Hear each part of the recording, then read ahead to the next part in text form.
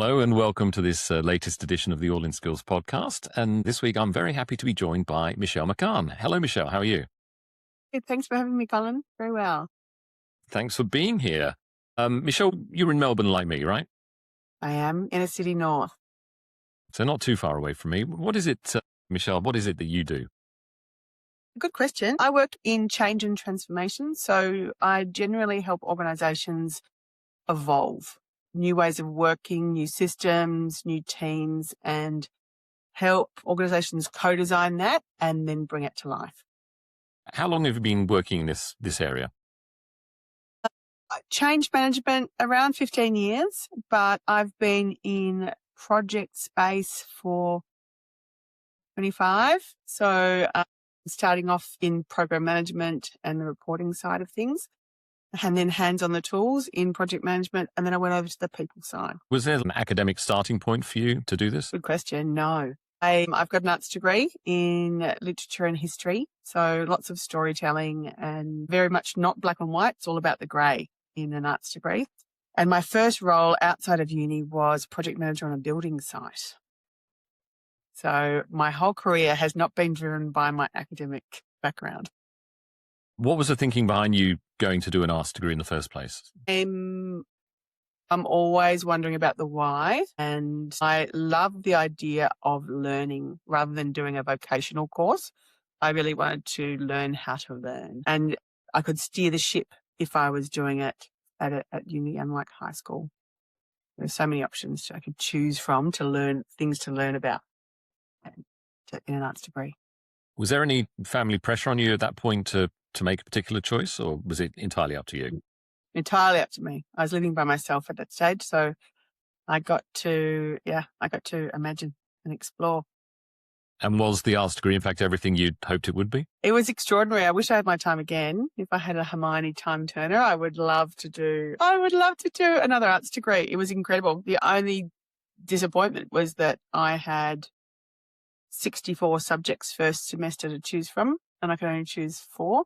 So I'm always conscious that there's lots of different pathways I could have gone down and things I could have learnt about that I didn't yet. You sort of do get the vibe around that.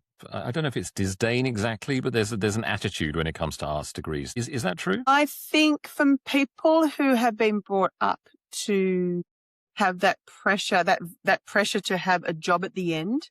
So it depends what I think it depends what you're going to university for. So if you're looking to get certainty for one sort of job, I think that's an old story.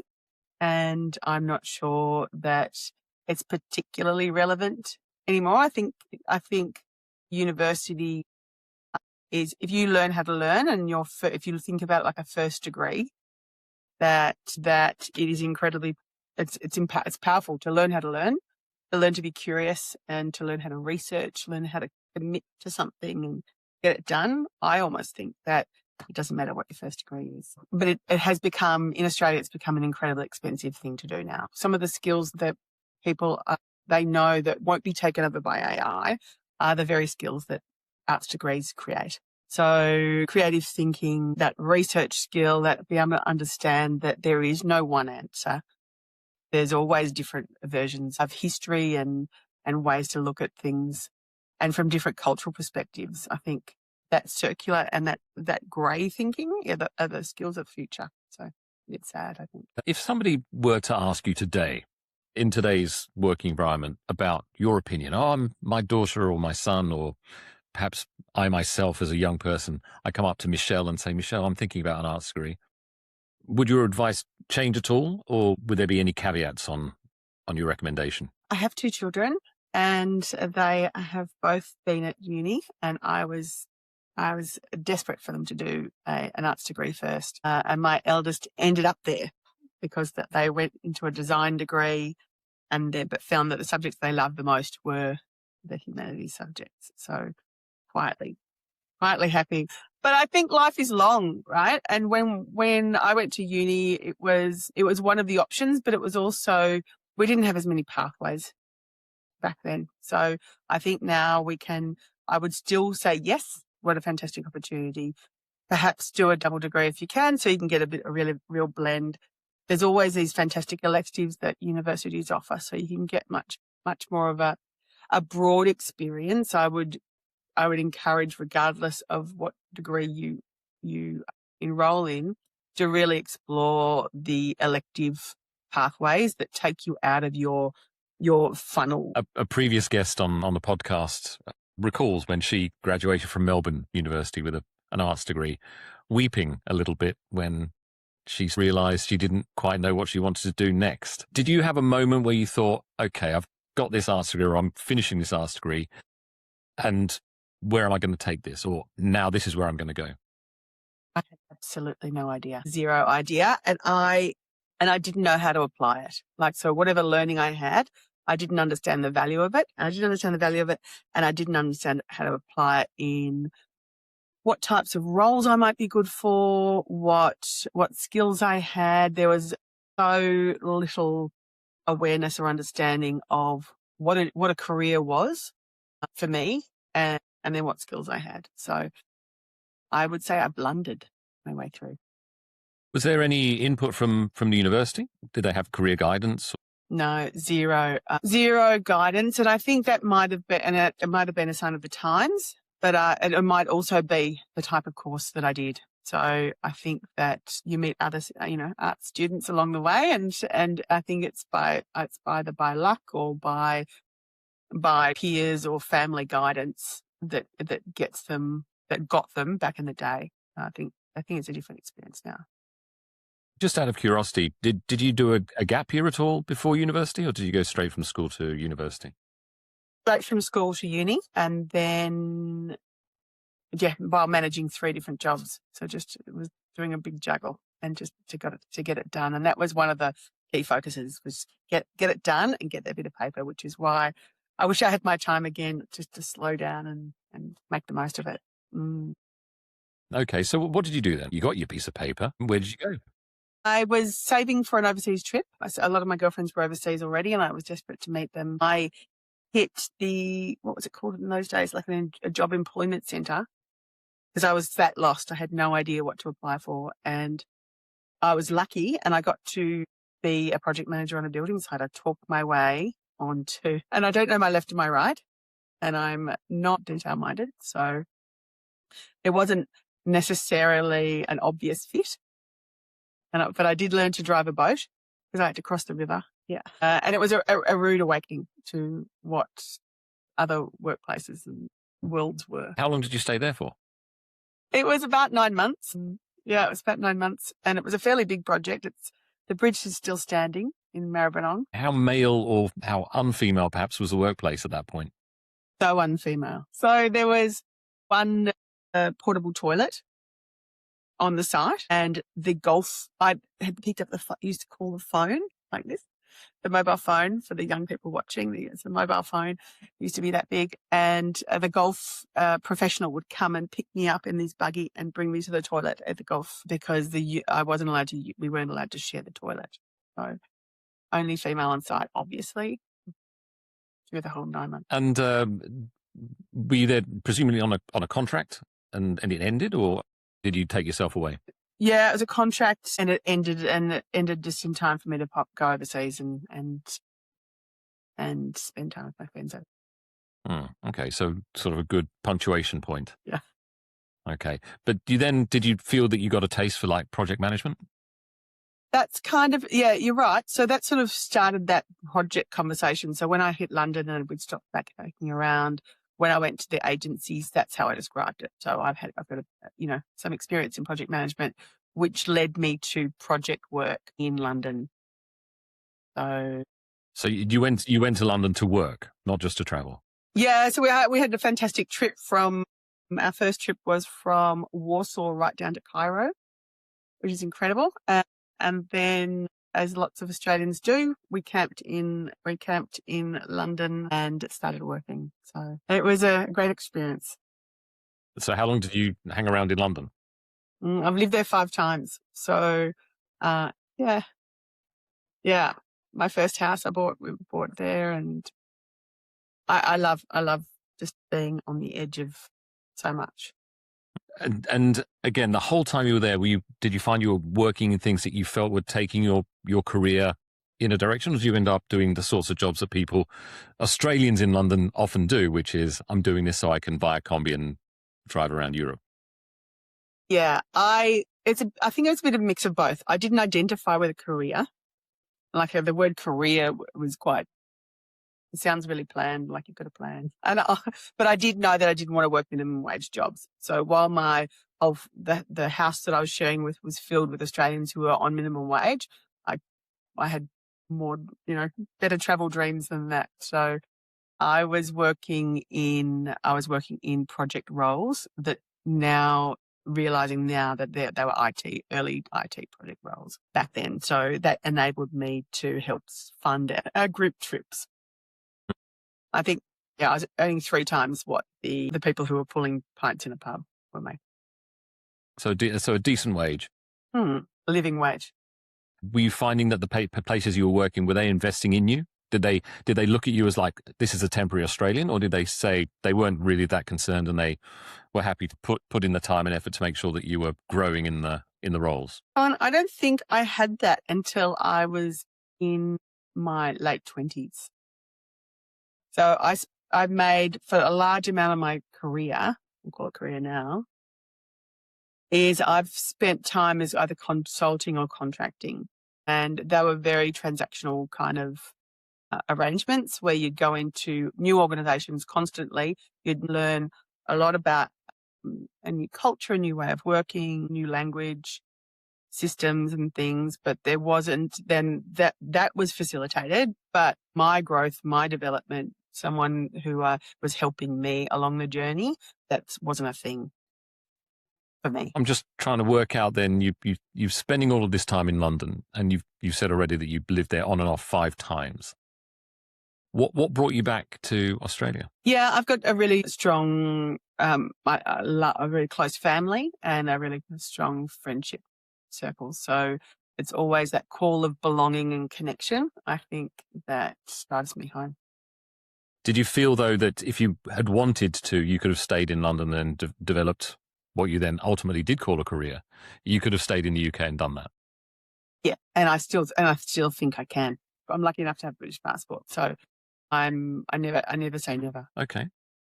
I think we're in a really unique moment in time.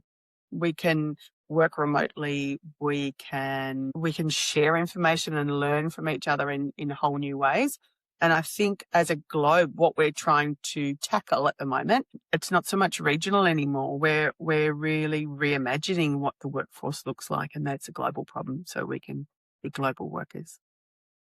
How much did not being British affect your opportunities when you were there? I'm curious because I've come across a few people, in fact, in the opposite situation, non-Australians here in Melbourne, and they often find that locals, the Australian-based people, will say, yeah, it's all well and good that you've done this in America and that in Britain and that in Italy. What have you done here? And was there any of that sort of parochialism when you were in the UK, or was it different experience? I think it's a different experience for a couple of reasons. We're very far away from the rest of the world here in Australia. We're very isolated and insular. And what's the word? Us-centric. So we sort of think we're the center of the universe, but we're not. We're on the edge of it. So in London, the experience was quite different. Also culturally, people were very quiet and humble and compliant. So as a culture and as an extroverted Australian that is delusionally optimistic and really engaging. Like I love going and meeting people and bringing them out of their shell and connecting. And so that stood out mainly because a lot of culturally people were stepping back and I was stepping forward. So for me in London, if you can dream it, you can do it. And so being outgoing, being extroverted, in fact, was an asset. Yes. So I started working in IT and I worked in a large bank in enterprise project management teams and IT teams, mainly male. For a while, there was only 2 or 3 women on a whole floor.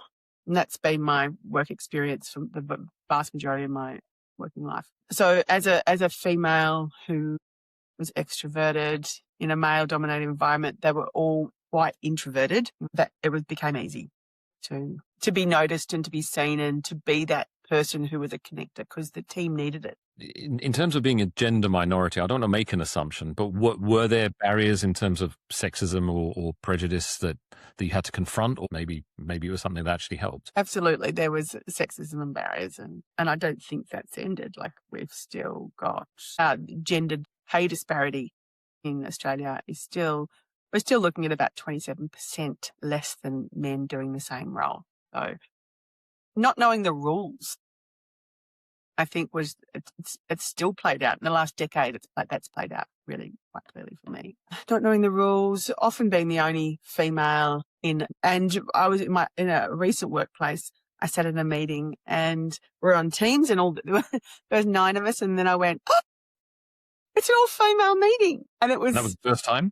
Yeah, and it was such a shock. Now I'm 54. In terms of the work that you do, when you're confronted with much more balanced workplace in terms of a gender balance, do you find that affects outcomes, that affects results? Yeah, I think absolutely. In tech, we build solutions, new ways of working, new solutions. And those biases that people have, right from design, right through to how do we engage with people, how do we co-design, how do we develop it, roll it out, champion it. I think we need balance in all of that. Also, all sorts of balance, not just gender. I think age is a really important one. How do we make sure that the group is as diverse as we possibly can so that we get the best, not only team dynamics, but outcomes? Because young, fresh thinking, queer thinking, female thinking, male thinking, Australia's a really diverse country. And I think it should be celebrated. And the more ideas and perspectives that we have in a team makes better work and working life. I mean, diversity seems to have taken a bit of a bashing recently, but why do you think that is then? Well, I think it'd be interesting to find out who is doing the bashing. I think that would unpick why. Those themes would be why. So people who feel victimized or excluded, I don't know, being people who are seen as a minority who have a problem with diversity. Because it's reality. That's what diversity is. Like, diversity is, it's not like let's be diverse. It's just like, let's be real. Let's have a mirror to what our street looks like. Who's got a problem with that? I don't know. It seems then that you were building a career that was very IT focused, and yet you graduated with an arts degree. At what point did you start understanding computers and stuff? This is not sure how far this spread's going to go. I deliberately say that I don't learn anything about IT, so I have a fresh, clean beginner's mindset. I know a little bit. I should hope so after working in this space for so long. But back in the day, I learned how to do Visual Basic. Most people wouldn't know what that is, but I know enough to ask the right questions of people. I don't ever want to go down into the detail. I just need to stay in the curious zone.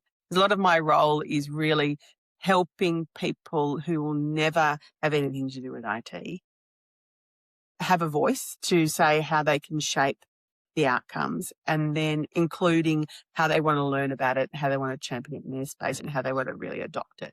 So if I start being overly technical, I'm going to exclude them. You're like an IT whisperer. Common language, shared language. Yeah, put that on your LinkedIn. It seems like if you were buying a house in London, you were there really quite a long time, but you did get back here. Came back pregnant. So that's a really key driver. Come home, if you be around your family when you have children.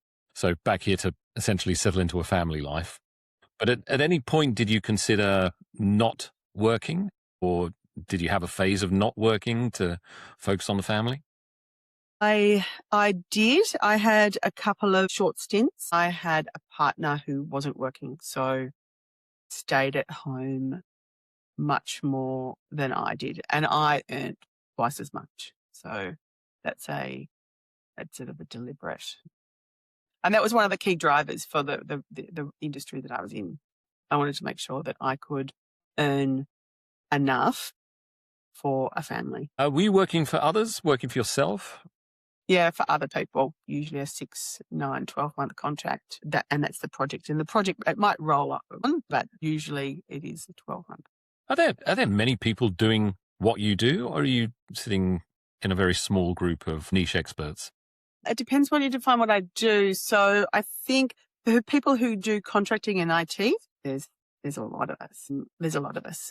People who work in change transformation, there's quite a few of us, and people who I work with safety as well, and that's really started to dwindle the numbers right down. But a lot of people are needed to help organisations change the way they work and change their systems. It's a quiet army of people, really. How do things stand for you at the moment? What are you currently working on? I call it a curvy journey. There's been a lot of curves in the road.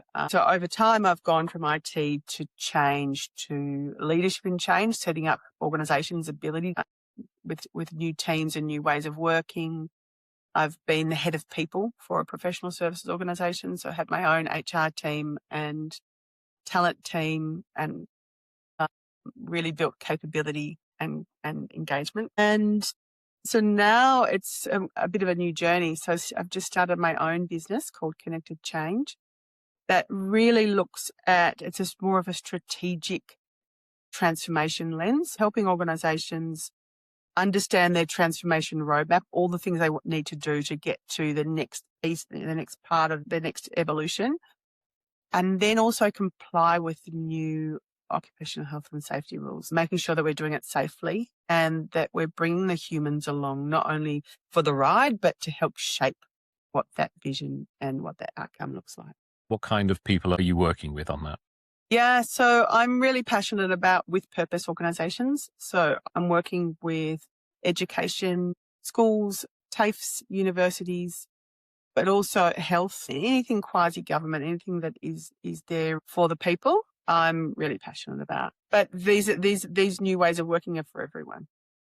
How do they find you as opposed to somebody else? I've got a really good network. So one of the things that I'm really passionate about is meeting people and engaging with people. And I have done that for a good couple of decades. So I've got a really good network. And at the moment, people are finding me because they know me or know of me, but they don't know a lot about the new legislation. So I'm having a lot of coffees and a lot of conversations, and then I'm being really brave and asking people who do they know that would be facing into the same problem. Was networking something you naturally fell into? I'm thinking pre-social media days when you actually had to do the legwork. I would honestly say that it took me a good decade to realize what I was good at.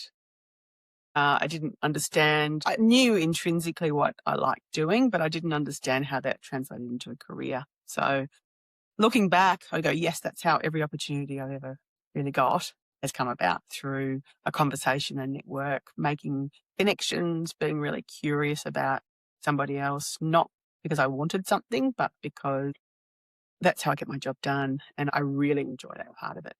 So networking has opened up nearly every one of my doors. You've mentioned a couple of times passion and enjoyment. How important is it to actually like what you do you think? Speak for yourself and speak in general, if you like. In general, 81% of Australians are not engaged at work, the latest Gallup poll. There's a range of reasons, and some of those are why I'm doing the work that I'm doing. I think that the majority of people, even in an organisation that is not doing well culturally or they're not engaged, the people go to work because they have a great team.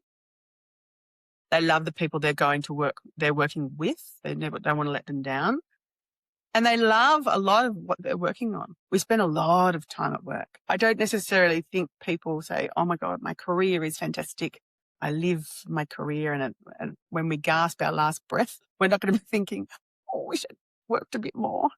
But I think it's important to make sure that there's not a mismatch with the place and the work that they're doing. When it comes to younger people or people new on the job market, do you think that's a luxury they don't necessarily have? I've had the privilege of being a co-founder in a consulting firm that primarily focused on building young people's careers. I've run a number of graduate programs, work experience programs, and I've hired a lot of young people. And what I've been blown away with is it's a generational shift.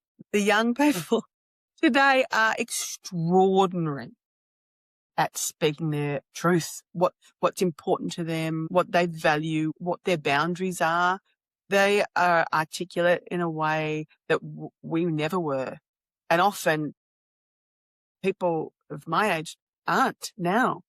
So I think we've got a lot to learn from young people who do shop, eat, dress, work in a values-led way. Is it extravagant? I think that we're seeing it with patterns now. People applying for roles really calling out that this is why. But I think that you've had of a portfolio career. Your first 5 jobs are not an all and end all. Right? If you've got an idea of where you want to go and the why, you can weave that in, whether it's through volunteering or an internship or graduate program or first or second job. So remind me how you defined it. 81% of Australians are what? Not engaged at work. Only 19% are. So And what is it that we 40 can yeah. go on?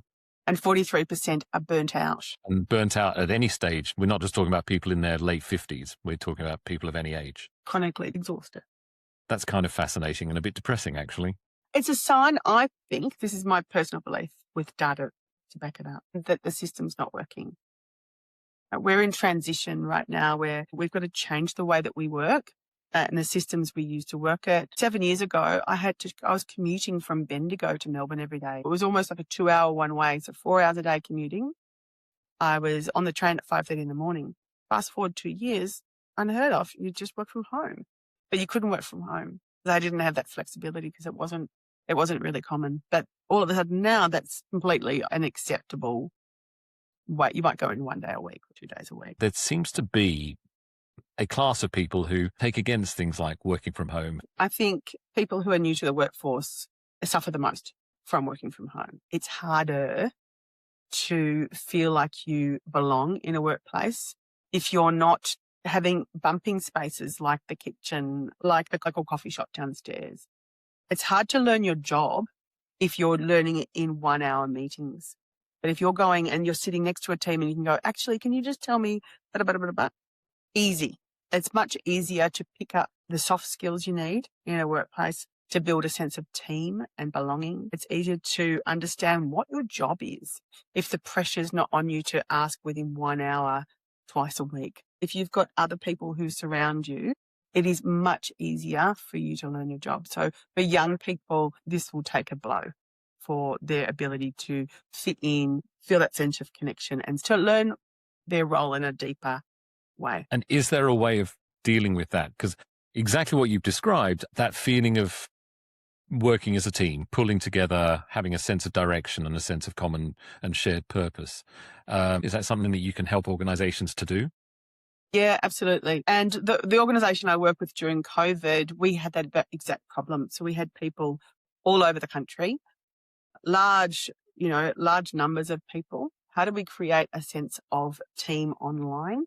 We had really smart leaders who were willing to throw all sorts of things at it. And we held it together with Band-Aids and sticky tape, but the minute we could go back into the office, we were in there for days. And, we had money at the local cafe to make sure that we had all these different ways to woo people back in. But it does take focus, a proper strategy around how do we connect in this hybrid world? How do we be intentional about the times? Lots of different organizations have different techniques. Like some people say, okay, there's no meetings on the day that you're in. We're just working next to each other and we're together and we'll go to lunch and we'll hang out after work and we'll do that. We'll have that soft time so that when things hit the fan, like they will, that we've got a relationship to fall back on, not just a process. That is something that I think people miss, right? That human interaction, the water cooler, as they would say. Or the Thursday night, Friday night at the pub after work. A lot of things get decided. A lot of things get brainstormed over that second. It can be anything in that pot. It could be water in a wine glass, but it is absolutely a place where relationships are formed.